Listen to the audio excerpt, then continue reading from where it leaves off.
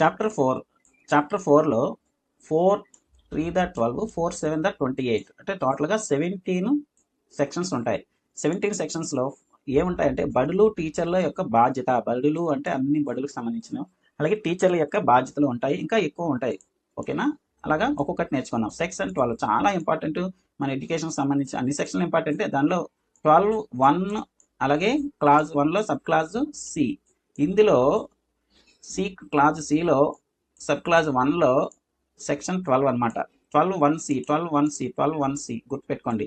12(1)(c) మామూలుగా చాలా important. ఎందుకంటే 25% రిజర్వేషన్ సీట్లు ప్రైవేట్ పాఠశాలలో ప్రతికూల బలహీన వర్గాలకు సంబంధించిన పరిస్థితులు ఎదుర్కొన్న పిల్లలందరికీ కూడా ఉచితంగా 1వ తరగతిలో చేర్చుకోవాలి అని చెప్పే సెక్షన్ ఇదే. 12(1)(c) బాగా గుర్తుపెట్టుకోండి, లేదా 12(c)(1) అలా గుర్తుపెట్టుకోండి. ఎలాగైనా సరే గుర్తుపెట్టుకోవాలి. 1+2 సి. ఓకే, 1+2 3 అంటే సి కదా. సెక్షన్ 12 అంటే ఏం గుర్తు రావాలి? ఫ్రీ. 25% ఫ్రీ అని గుర్తుపెట్టుకోవాలి. ఎవరికి అంటే అనాథులు, వికలాంగులు, హెచ్ఐవి సోకిన వారికి. ఇది హెచ్ఎన్ కాదు, హెచ్ఐవి సోకిన వారికి. వీళ్ళకి 5% ఇవ్వాలి. వీళ్ళకి 5% ఇవ్వాలి. ఇక్కడ 6 అని పడింది, రాంగ్.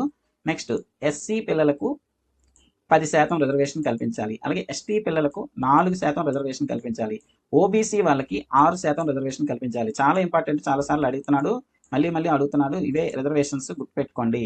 ఓకేనా? ఫస్ట్ ఎవరికంటే అనాథులు, వికలాంగులు, హెచ్ఐవి సోకిన పిల్లలకు 5% రిజర్వేషన్ ఇవ్వాలి. ఇక్కడ 5% రిజర్వేషన్ ఇవ్వాలి. నెక్స్ట్ ఎవరికి అంటే ఎస్సీ పిల్లలకు 10%, ఎస్టీ పిల్లలకు 4%, ఓబీసీ వాళ్ళకి 6%. ఓబీసీ వాళ్ళకి 6%. ఈ పర్సెంటేజ్లు గుర్తుపెట్టుకోండి. 12(1)(c) అనేది దేనికోసం అంటే 25% రిజర్వేషన్కి సంబంధించిన సెక్షను. ఓకేనా? ఇది చాలా ఇంపార్టెంట్. ఇందులో ఈ బుక్లో చిన్న కరెక్షన్ ఉంది, మార్చుకోండి. ఇక్కడ చూడండి, నేను చూపిస్తున్నాను.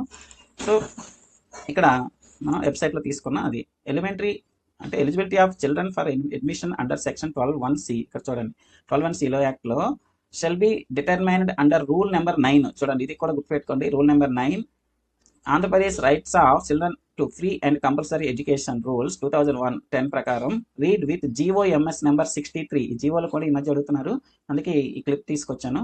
63 జీవో నెంబర్ ప్రకారం, అది ఇప్పుడు అంటే 28/12/2020 తీసుకొచ్చారు. అక్కడ నుంచి మనం ఇస్తున్నాం. నెక్స్ట్ ఈ GO number for eligibility admission. ఇవన్నీ కన్ఫ్యూజింగ్గా ఉన్నాయి, మీరు ఏం గుర్తుపెట్టుకోవద్దు. సెక్షన్ 1(c) అని గుర్తుపెట్టుకోండి. ఓకేనా? 12(1)(c) అని గుర్తుపెట్టుకోండి. ఇది చాలా ఇంపార్టెంట్. అలాగే ఈ 5%, 10%, 4%, 6% ఇవి మనం గుర్తుంచుకోవాలి. ఇవి నెక్స్ట్ 12(1)(c) గుర్తుపెట్టుకోండి. జీఓఎంఎస్ నెంబర్ 63 2020లో తీసుకొచ్చిన జీవో అది. ఓకేనా? అది మనం గుర్తుపెట్టుకుంటే ప్రజెంట్ సరిపోతుంది. చాలాసార్లు అడిగాడు. అలాగే పర్సంటేజ్ కూడా గుర్తుపెట్టుకోవాలి. Next section 13. దీనికి స్పెషల్గా కోడ్ ఏమి ఉండదు, ఇదే స్పెషల్, అందుకే మీకు ఇక్కడ కోడింగ్ ఏమి ఇవ్వలేదు. 12(1)(c). ఓకేనా? 12(1)(c). నెక్స్ట్ సెక్షన్ 13లో మనకి క్యాపిటేషన్ రుసుము వసూలు చేస్తే దానికి 10 రెట్లు వరకు జరిమానా విధిస్తారు. చాలా ఇంపార్టెంట్. సెక్షన్ 13 అంటే క్యాపిటేషన్ రుసుము గుర్తుపెట్టుకోవాలి. క్యాపిటేషన్ ఫీజు ఎవరైతే అంటే ప్రభుత్వం నిర్ణయించిన ఫీజు తప్ప మిగతా ఏవైనా సరే డొనేషన్లు ఇలాంటివి వసూలు చేయకూడదు. ఒకవేళ వసూలు చేస్తే 10,000 వసూలు చేశారనుకో, దానికి 10 రెట్లు అంటే ₹1,00,000 జరిమానా విధిస్తారు. సో ఈ విధంగా అప్లికేషన్ అడుగుతాడు. చాలా ఇంపార్టెంట్ ఈ బిట్టు. అప్లికేషన్ టైప్లో వస్తుంది, అలాగే స్టేట్మెంట్ టైప్లో వస్తుంది. ఇక్కడ 10 రెట్ల, 5 రెట్ల, 2 రెట్ల అని ఇస్తాడనమాట. ఖచ్చితంగా ఇది తప్పిస్తాడు. అలాగే కొన్నిసార్లు రైట్ ఇస్తాడు. మనం కరెక్ట్గా గుర్తుపెట్టుకోవాలి. క్యాపిటేషన్ రుసుము 10 టైమ్స్ జరిమానా విధిస్తారు. ఒకవేళ ₹1,00,000 విధిస్తే 10 లక్షలు జరిమానా విధిస్తారు. ఓకేనా? నెక్స్ట్ ప్రవేశ పరీక్షలు నిషేధం. ఇక్కడ నిషేధం. ప్రవేశ పరీక్షలు అంటే ఎంట్రన్స్ టెస్ట్, అంటే ఏదైనా ఒక క్లాస్కి ఎంట్రన్స్ టెస్ట్ విధించి దానికి సంబంధించిన ఆ క్లాస్కి సంబంధించిన అడ్మిషన్ తీసుకోవడం అనేది నిషేధం. ఇది మన పాఠశాలకు సంబంధించింది. ఓకే, నెక్స్ట్ ప్రవేశ పరీక్షలు లేదా అర్హత పరీక్షలు అనేసి నిషేధం అని చెప్తుంది. ఒకవేళ అలా పెట్టినట్లయితే ఫస్ట్ టైం తప్పు చేస్తే 25,000 జరిమానా విధిస్తారు. తర్వాత చేసిన ఒక్కొక్క తప్పుకి 50,000 జరిమానా అదనంగా విధించబడుతుంది. ఇది కూడా చాలాసార్లు అడిగాడు. మొదటిసారి ఉల్లంఘనకి ఎంత వసూలు చేస్తారు, తర్వాత రెండోసారి ఉల్లంఘన చేస్తే ఎంత వసూలు చేస్తారు, ఇలాంటివి మీకు బిట్స్ పడతాయి. ఓకే, ఫస్ట్ తప్పుకి 25,000, రెండోసారి తప్పు చేస్తే 50,000 జరిమానా విధిస్తారు. ఇది సెక్షన్ 13. ఓకేనా?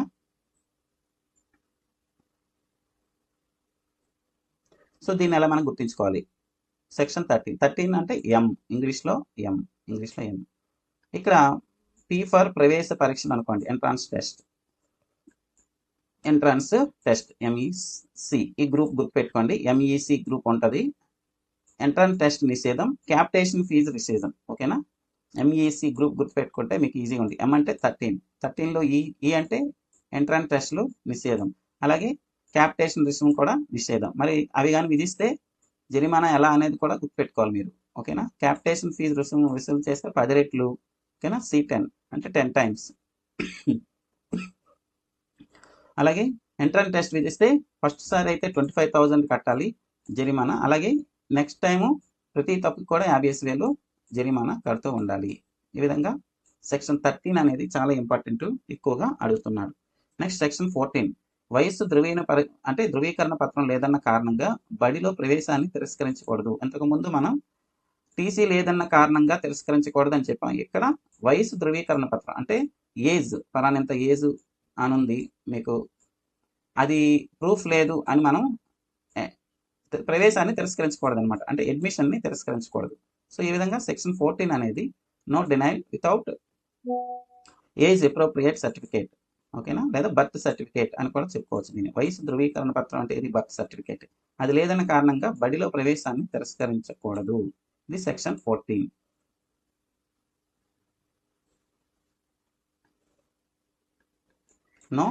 No denial of birth certificate. And for no denial of birth certificate. దీన్ని మనం ఇంకోలా గుర్తుపెట్టుకోవచ్చు. ఎలాగా? 1 అంటే ఏ ప్లస్ 4 అంటే డి అంటే admission. No denial of admission అంటే అడ్మిషన్ని తిరస్కరించకూడదు, ఏ విధంగా అయినా సరే తిరస్కరించదు. ముఖ్యంగా ఇక్కడేంటి, వయసు ధృవీకరణ పత్రం లేకుండా తిరస్కరించకూడదు. ఒకవేళ లేదన్నా సరే వాళ్ళు మనం జాయిన్ చేయాల్సిందే. పేపర్ మీద మా అబ్బాయి వయసు 10 సంవత్సరాలు అంటే జాయిన్ చేయాల్సిందే మనం. దాని కారణంగా మనం తిరస్కరించకూడదు. అందుకే ఏడి అడ్మిషన్ సర్టిఫికేట్. ఏడి అంటే అడ్మిషన్ అంటే అడ్మిషన్ తిరస్కరించకూడదు. ఓకేనా? Next section 15. సో విద్యా సంవత్సరంలో బడిలో ప్రవేశానికి సాధారణ గడువు పూర్తయ్యే వరకు ఏ తరగతిలోనైనా సరే మళ్ళీ కొనసాగించకూడదు. చూడండి, బడిలో ప్రవేశానికి సాధారణ గడువు పూర్తయిపోయింది. మరి పూర్తయిపోయిన తర్వాత ఏ తరగతిలో మళ్ళీ కొనసాగించకూడదు. ఒకవేళ 5వ తరగతి పాస్ అయిపోతే 6వ తరగతి పంపించాలి, అంతేగాని మళ్ళీ 5లో కూర్చొని ఉంచకూడదు. అలాగని బడి నుంచి తీసివేయకూడదు అని చెప్పే క్లాసు ఇది. సెక్షన్ 15 అనేసరికి 15 సంవత్సరాలు అయిపోయేసరికి బడి నుంచి వెళ్ళిపోతారు. ఎందుకంటే అక్కడ 10th క్లాస్ పూర్తి అయిపోద్ది. సో వాళ్ళని ఇంకో క్లాస్లో తిరస్కరించకూడదు. ఇంకో క్లాస్లో అడ్మిషన్కి వెళ్తే అడ్మిషన్ జాయిన్ చేయాల్సిందే, అంతేగాని వాళ్ళని మళ్ళీ అదే క్లాస్లో కొనసాగించకూడదు. 15 ఇయర్స్ అయినా సరే 10th క్లాస్ అయిపోయిన తర్వాత లేదంటే 9th క్లాస్ అయిపోయిన తర్వాత ఆ క్లాస్లోనే మళ్ళీ కొనసాగించకూడదు అని చెప్తుంది ఇది. నెక్స్ట్ సాధారణ గడువు జూన్ 12 నుంచి ఆగస్టు 31 వరకు ఉంటుంది. జనరల్గా అయితే అడ్మిషన్ అనమాట జూన్ 12 నుంచి ఆగస్టు 31 వరకు ఉంటుంది.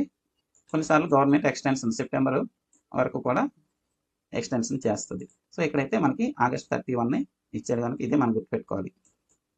ఎందుకంటే అడ్మిషన్ గడువు జూన్ 12 నుంచి 31 వరకు ఉంటుంది. బడిలో ప్రవేశానికి సాధారణ గడువు పూర్తయ్యే వరకు ఏ తరగతిలోనైనా సరే మళ్ళీ కొనసాగించకూడదు. అంటే ఇదిగో ఈ గడువు అంటే ఇది జూన్ 12 నుంచి 31 వరకు. ఈలోగా ఏదో క్లాస్లో వాడిని ప్రవేశపెట్టాలి, అంతేగాని సేమ్ క్లాస్లో ఉంచేయకూడదు. ఓకేనా? అలాగని బడి నుంచి తీసివేయకూడదు. 15 ఇయర్స్ అంటే మనం గుర్తుపెట్టుకోండి. 15 ఇయర్స్ అయితే ఇంకో క్లాస్కి వెళ్తాం, అంటే ఇంటర్మీడియట్కి వెళ్తాం అని గుర్తుపెట్టుకోండి. 15 ఇయర్స్ అంటే 10th క్లాస్ అయిపోయినా 10th తర్వాత ఇంకో క్లాస్కి వెళ్తాం. ఇంకో క్లాస్కి వెళ్ళడం అంటే అర్థం ఏంటి, జూన్ 12 నుంచి 31 వరకు వాడిని ఇంకో క్లాస్లోకి మనం ప్రవేశపెట్టాలి. ఆ విధంగా లింక్ చేసుకోండి. ఓకేనా? నెక్స్ట్ 6వ తరగతి అయిపోతే 7వ తరగతికి, 5వ తరగతి అయిపోతే 6వ తరగతి, అలాగా వాళ్ళని ఈ గడువు లోపలే వాళ్ళని మనం అడ్మిషన్ చేయాలి. నెక్స్ట్ సెక్షన్ 16 బడిలో ప్రవేశం పొందిన బాలలను ప్రాథమిక విద్య పూర్తయ్యే వరకు ఏ తరగతిలోనైనా మళ్ళీ కొనసాగించకూడదు. అదే ఇప్పుడు ఇంతకుముందు చెప్పింది కూడా అదే, ఏ తరగతిలోనైనా మళ్ళీ కొనసాగించకూడదు. అంటే ఇక్కడ గడువు సాధారణ గడువు పూర్తయ్యే వరకు వాళ్ళని ఒకే క్లాస్లో ఉంచకూడదు, అలాగని తీసివేయకూడదు. ఓకేనా? వేరే క్లాస్కి షిఫ్ట్ చేయాలి అనేది 15 చెప్తుంది. 16 ఏం చెప్తుంది, ప్రాథమిక విద్య పూర్తయ్యే వరకు.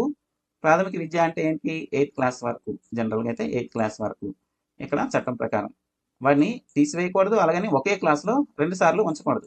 ఒకే క్లాస్ని 2 సార్లు చదివేలాగా చేయకూడదు. అట్లాగా ఏ తరగతిలోనైనా సరే మళ్ళీ కొనసాగించకూడదు. 1వ తరగతిని 2 సార్లు, 2వ తరగతిని 2 సార్లు అలా కొనసాగించకూడదు అనమాట. అది చెప్పింది మనకి 16.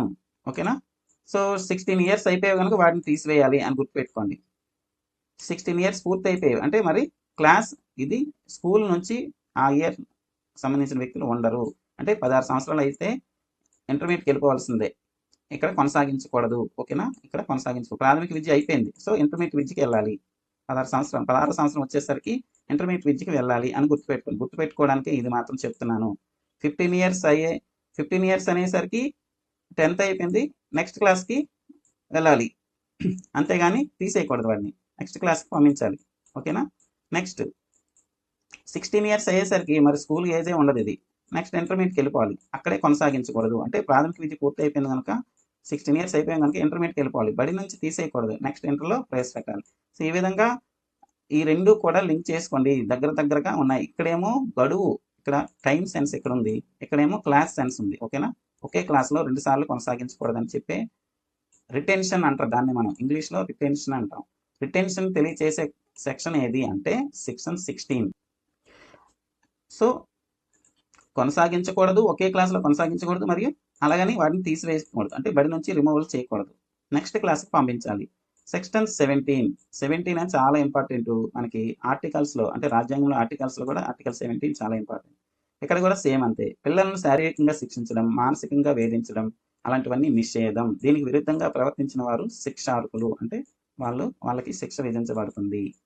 కొట్టడం, తిట్టడం ఇలాంటివి మానసికంగా వేధిస్తే వాళ్ళకు మనం శిక్షించవచ్చు అని చెప్పే సెక్షన్ ఏది? ఆర్టికల్ 17 అక్కడ, ఇక్కడ అన్టచబిలిటీ అంటారు అక్కడ.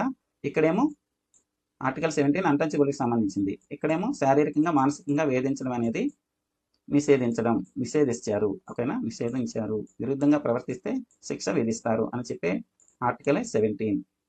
శారీరకంగా మానసికంగా శిక్షించడం ఎలాగా? 17లో 7 ఉంది. ఓకేనా. 17లో 7 ఉంది. 7 తెలుగులో ఏమంటే ఏడుస్తారు. ఒకవేళ శిక్షిస్తే ఏడుస్తారు అని గుర్తుపెట్టుకోండి. శిక్షిస్తే ఏడుస్తారు, మానసిక వేధిస్తే ఏడుస్తారు. అందుకే ఎవరు ఏడుస్తారు? పిల్లలు ఏడుస్తారు, అలాగే శిక్షించిన మనం కూడా ఏడుస్తాం, ఎందుకంటే మనకు కూడా శిక్ష విధిస్తారు కనుక. సో ఆ విధంగా రెండు లింక్ పెట్టుకోండి.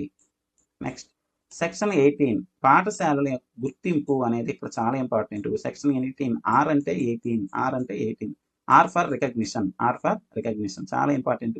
ఏ రికగ్నిషన్? స్కూల్స్ యొక్క రికగ్నిషన్. అంటే ఏదైనా కొత్త స్కూల్ స్థాపించాలంటే దానికి గుర్తింపు ధృవీకరణ పత్రం లేకుండా బడిని ప్రారంభించకూడదు. అందుకే రికగ్నిషన్ రిజిస్టర్డ్ నెంబర్ ఉండాలి. ఓకేనా. గుర్తింపు లేని లేదా రద్దయిన పాఠశాలను నడిపితే ₹1,00,000 జరిమానా విధిస్తారు. ఇది కూడా గుర్తుంచుకోవాలి. జరిమానా ఎంత అని అడిగాడు, చాలాసార్లు అడుగుతూనే ఉంటారు. ఓకేనా. ఇవి మల్టిపుల్ స్టేట్మెంట్లో కానీ మ్యాచింగ్ టెస్ట్లో కానీ ఏ విధంగానే సరే అడిగే ఛాన్స్ ఉంటుంది. సింగిల్ బిట్ అడిగే రోజులు పోయేవి. అందువల్ల ఇవన్నీ గుర్తుపెట్టుకోండి. ఇక్కడ ₹1,00,000 వచ్చింది, గతంలో 10 రెట్లు వచ్చింది, ఇలాగనమాట. 10 రెట్లు జరిమానా విధిస్తారు. 25,000 ఎక్కడ ఉంటుంది, 50,000 ఉంది. ఇవన్నీ కూడా ఒకేసారి మీకు అడుగుతారు, ఒకే బిట్లో ఫ్రేమ్ చేస్తారు. ఒకవేళ గుర్తింపు లేని పాఠశాల కానీ కొనసాగించారనుకో, అలా నడుపుతూ ఉన్నారనుకోండి, ఓకేనా, అలాంటి ఉల్లంఘన కొనసాగితే ఒక్కొక్క రోజుకి 10,000 జరిమానా విధిస్తారు. చూడండి, గుర్తింపు లేకుండా నడిపితే రోజుకు 10,000 జరిమానా విధిస్తారు. ఇక్కడ ₹1,00,000. ఓకేనా. ఇంకా మీరు నడిపేద్దు అని చెప్పిన తర్వాత కూడా నడిపితే రోజుకి 10,000 జరిమానా విధిస్తారు. చాలా ఇంపార్టెంట్, మీరు గుర్తుపెట్టుకోవాలి. ఓకేనా. నెక్స్ట్ సెక్షన్ 19 ఏ విధంగా గుర్తుంచుకోవాలి? 18 అంటే ఆర్ అంటే రికగ్నిషన్, అంటే గుర్తింపు అని గుర్తుంచుకోవాలి. ఓకేనా. నెక్స్ట్ సెక్షన్ 19 చట్టం కంటే ముందు ఏర్పడిన బడులు చట్టం అమలు వచ్చిన తేదీ నుండి 3 సంవత్సరాలలోపు తమ సొంత ఖర్చులతో నియమం మరియు ప్రామాణికాలు పూర్తి చేయాలి. నియమాలు మరియు ప్రామాణికాలు పూర్తి చేయాలి అంటే కొన్ని స్టాండర్డ్స్ మెయింటైన్ చేయాలి.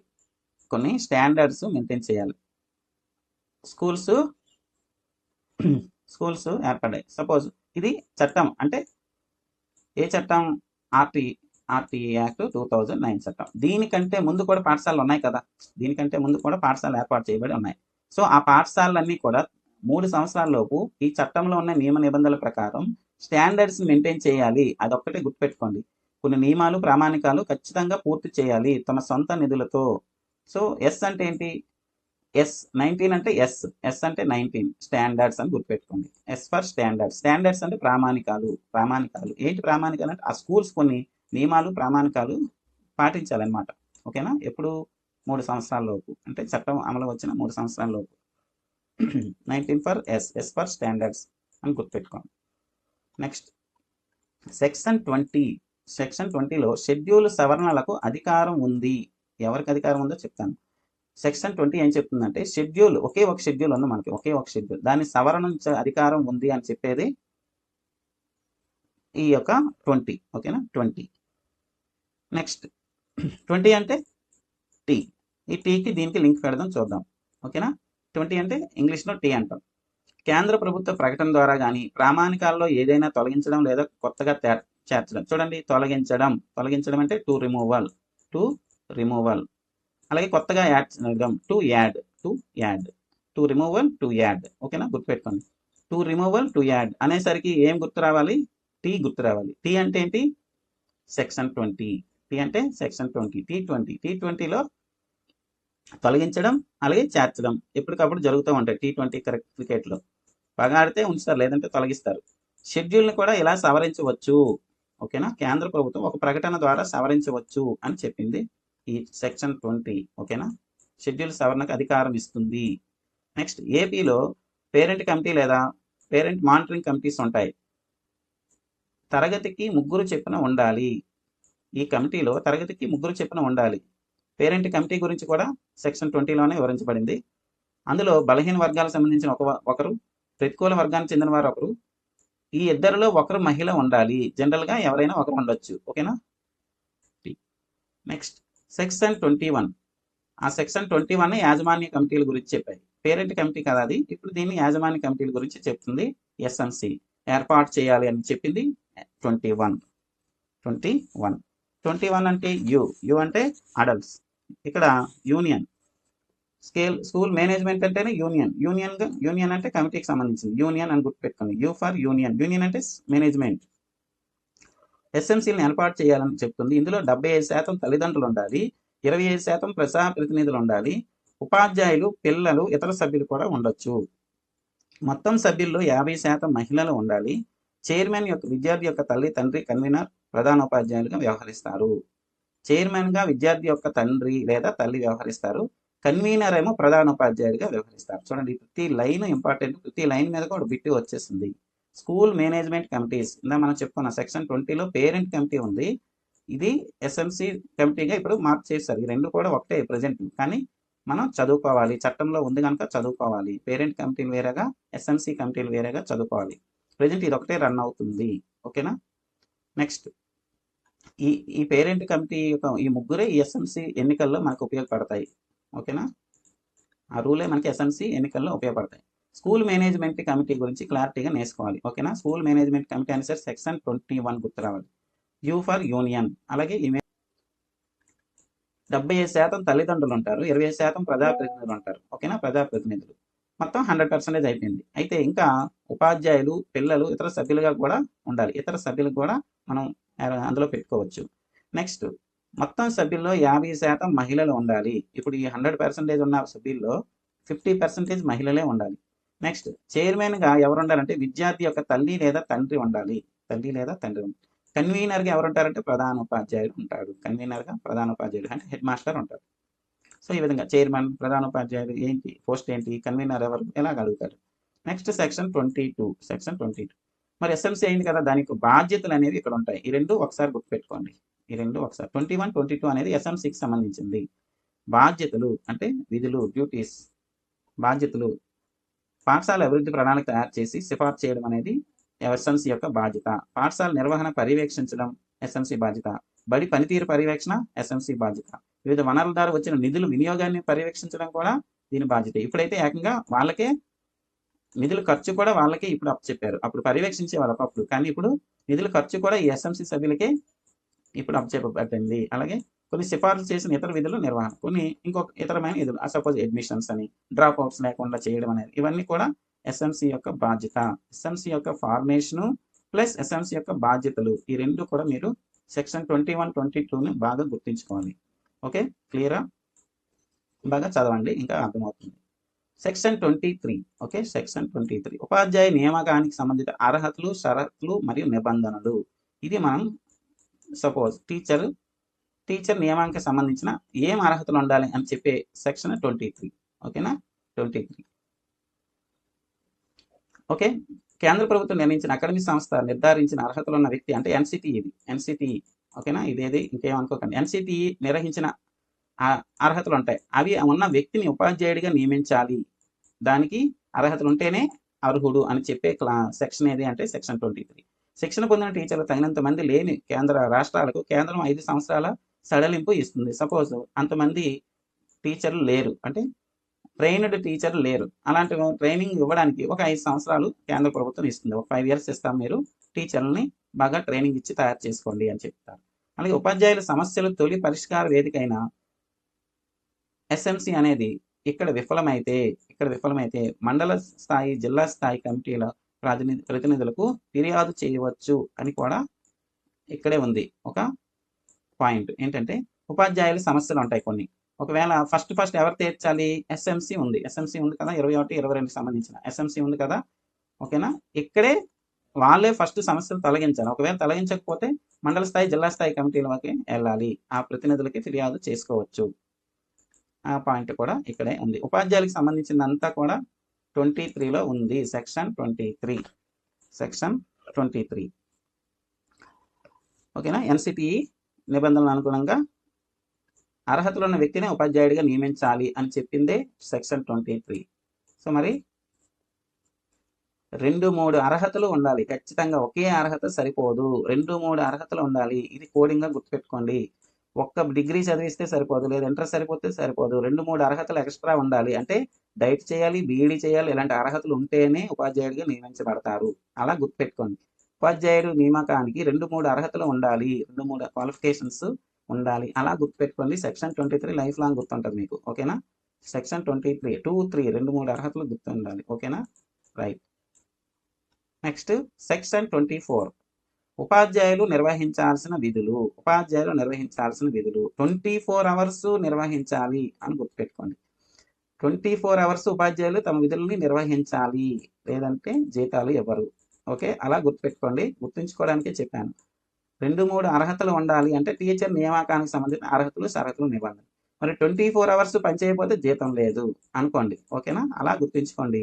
పాఠశాలకు హాజరు కావడంలో సమయపాలన, క్రమ పద్ధతి పాటించాలి. ఓకే, నెక్స్ట్ పాఠాలను నిర్దేశించిన సమయంలో పూర్తి చేయాలి.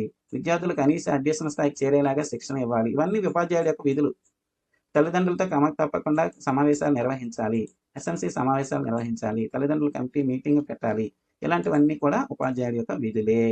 అందుకే 24 గంటలు కష్టించి పని చేయాలి అని చెప్తున్నాను.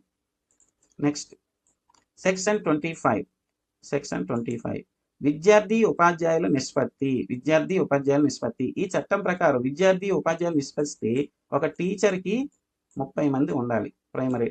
ఓకేనా, ఒక టీచర్కి 1:30.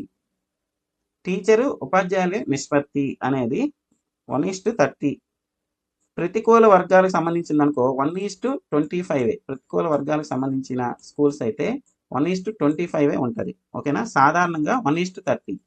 ఓకేనా, ప్రతికూల వర్గానికి సంబంధించింది అయితే 1:25.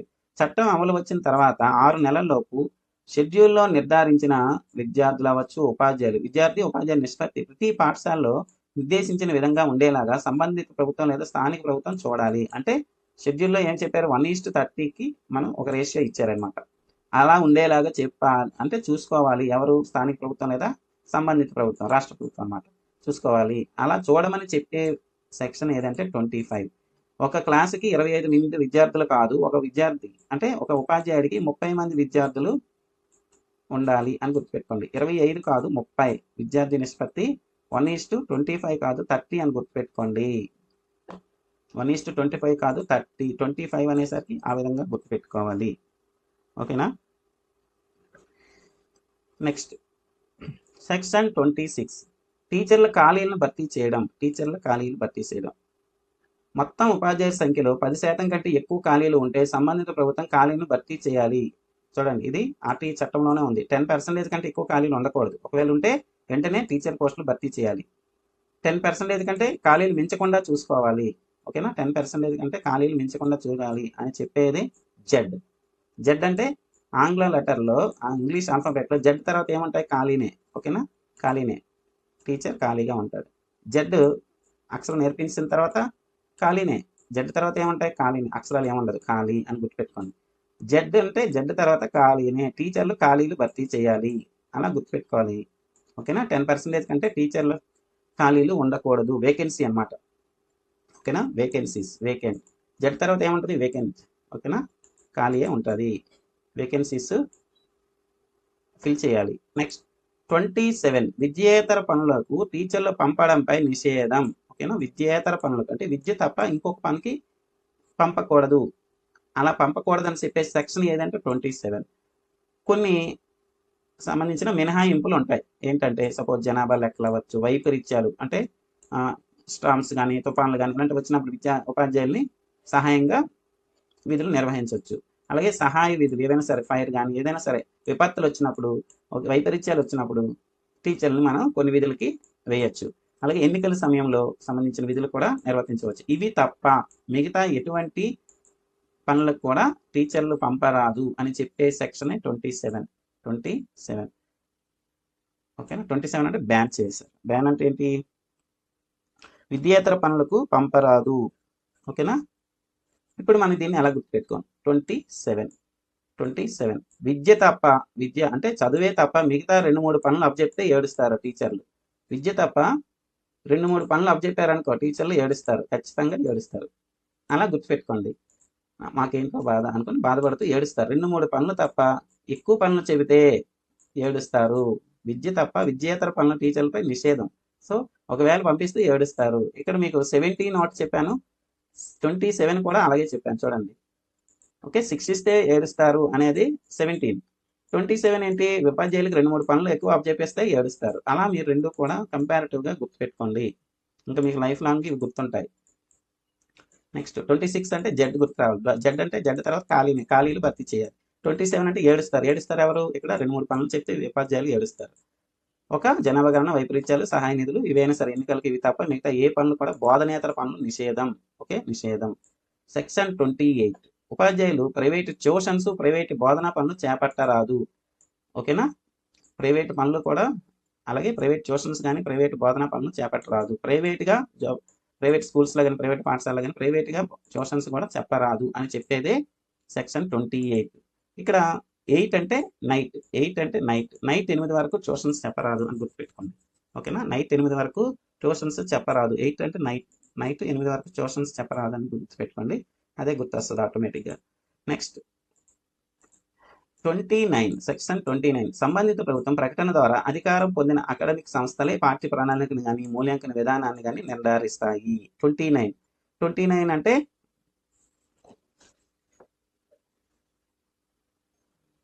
సంబంధిత ప్రభుత్వం ప్రకటన ద్వారా ఒక ప్రకటన చేస్తారు. దాని ద్వారా అధికారం పొందిన అకాడమిక్ సంస్థలే కరికులంని డెవలప్ చేస్తారు. అలాగే ఎవాల్యుయేషన్ విధానాన్ని కూడా డెవలప్ చేస్తారు లేదా నిర్ధారిస్తారు.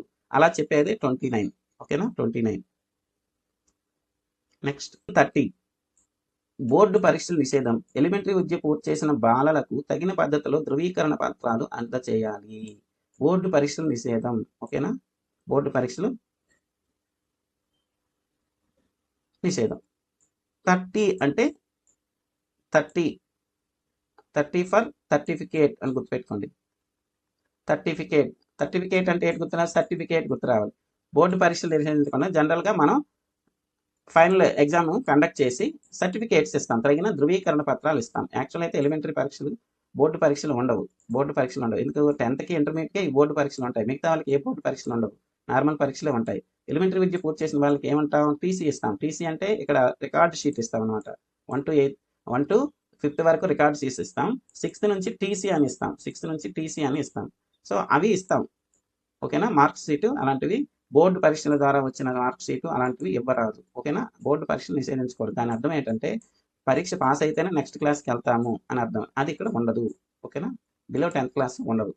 అవి నిషేధం అని చెప్పేదే సెక్షన్ 30. ఓకేనా, 30 అంటే సర్టిఫికేట్ అంటే సర్టిఫికేట్ ఇస్తాం. అయిపోయిన తర్వాత పరీక్షలు అయిపోయిన తర్వాత సర్టిఫికేట్ ఇస్తాం. తగిన ధృవీకరణ పత్రం ఇవ్వాలి. అంతేగాని బోర్డు పరీక్షల ద్వారా పరీక్షలు పెట్టరాదు అని చెప్పేది సెక్షన్ 30.